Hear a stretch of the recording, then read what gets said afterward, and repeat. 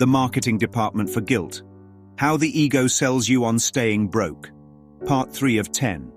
If guilt is the bank, the ego is also its own marketing department. It doesn't just wait for you to bring your deposits, it actively convinces you to keep the account open. In the world's terms, marketing is about creating demand.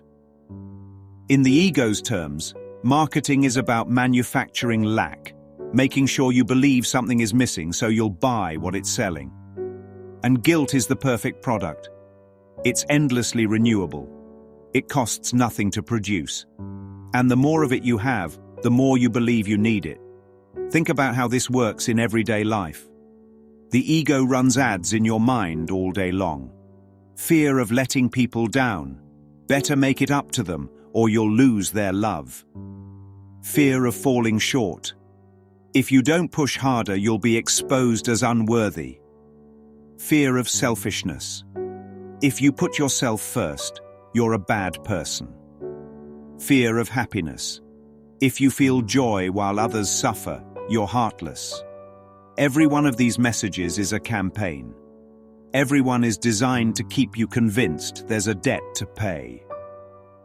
A Course in Miracles calls guilt the preservative of time because it keeps the past alive and sells it to you like it's still happening. It's a billboard for a crime that never occurred. And every time you look at it, you buy the ad. The ego doesn't just sell guilt in direct, obvious ways. It uses soft sells too. The nostalgic commercial, replaying that one mistake from years ago until you believe it defines you. The comparison ad, showing you someone better so you feel worse. The scarcity pitch, convincing you love is in short supply, so you better hold on to guilt to prove you've earned your share. The Course says, the guiltless mind cannot suffer. That means if the ego can get you to buy into guilt, it can guarantee suffering, which is exactly what it's marketing. It's not selling peace. It's not selling freedom. It's selling pain, dressed up as responsibility. And here's the genius of its campaign. It convinces you guilt is noble. It rebrands suffering as virtue. It tells you that feeling bad means you care. It turns emotional imprisonment into a badge of honor. But what happens when you stop buying it? When you stop reading the ads? When you start questioning the slogans? The Course says only the ego can experience guilt because guilt is a lesson in attack, never in love. That means the moment you believe guilt is valid, you've already agreed to the ego's terms. You've already walked into its store and put something in the cart. The only way to end the campaign is to see it for what it is: propaganda for separation. Forgiveness here isn't just about letting go of the bad things you think you did. It's about refusing to be a consumer of guilt at all.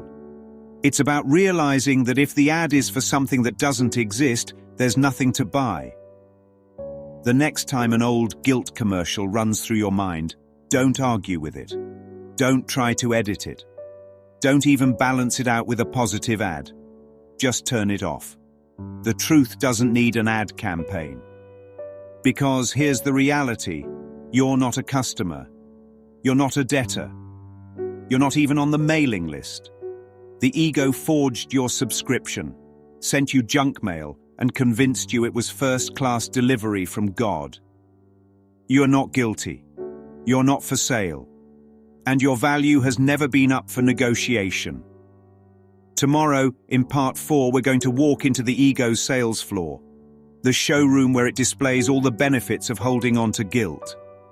We'll see why, even when you know the product is garbage, you still feel tempted to buy.